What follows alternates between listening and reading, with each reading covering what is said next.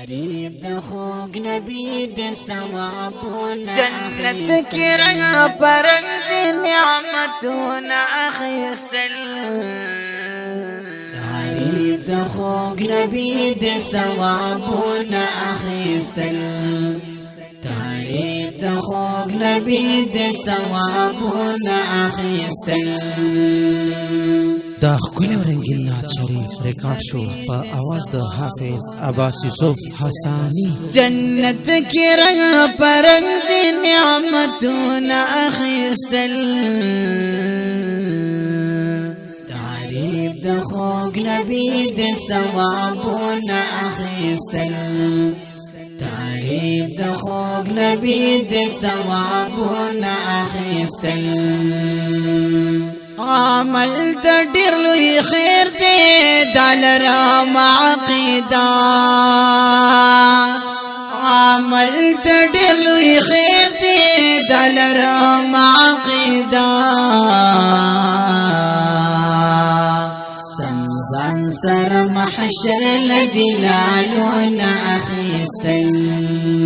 جنت کی رنگ پرنگ دی نعمتونه اخیستل تعریف د خوږ نبی د ثوابونه اخیستل تعریف د خوږ نبی د ثوابونه اخیستل صفت چکوی سوکم د نبی خیر الانام صفت چکوی سوکم د نبی خیر الانام سمزان لدو گلونو دی هارون اخیستل سمزان لدی گلون دارون اخیستل جنت کی رنگ پرنگ دی نعمتونه اخیستل تعریف د خوږ نبی د ثوابونه اخیستل تعریف د خوږ نبی د ثوابونه اخیستل لدین ټول خبر دی چې دا مدح د نبی دا لدین ټول خبر دی چې دا مدح د نبی دا کور لهم دی ځان برکتونه اخیستل کور لهم دی ځان برکتونه اخیستل جنت کی رنگ پرنگ دی نعمتونه اخیستل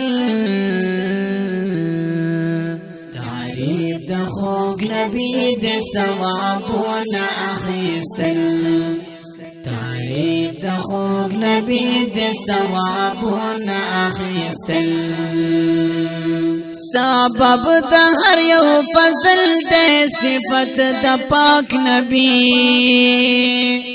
سبب د هر یو فضل د صفت د پاک نبی دی سر لردا سور رحمتونه اخیستل دی سر لردا سور رحمتونه اخیستل جنت کی رنگ پرنگ دی نعمتونه اخیستل تعریف د خوږ نبی د ثوابونه اخیستل تعریف د خوږ نبی د ثوابونه اخیستل عباس یوسف حسانی بصفت کوم مدام عباس یوسف حسانی بصفت کوم مدام مقصد میں شفاعت د حضور نا اخیستل مقصد می شفاعت د حضور نا اخیستل جنت کی رنگ پرنگ دی نعمتونه اخیستل تعریف د خوږ نبی د ثوابونه اخیستل تعریف د خوږ نبی د ثوابونه اخیستل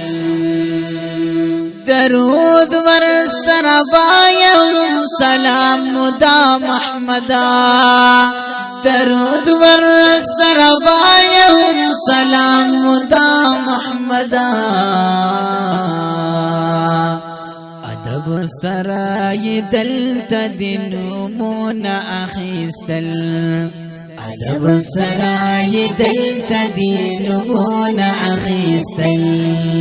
جنت کی رنگ پرنگ دی نعمتونه اخیستل تعریف د خوږ نبی د ثوابونه اخیستل تعریف د خوږ نبی د ثوابونه اخیستل ریکارډینګ سیلار اسلامی سټوډیو پېښور د ناتخوان د رابطې نمبر یاد ساتئ 0318 50 13 449 تعریف د خوږ نبی د ثوابونه اخیستل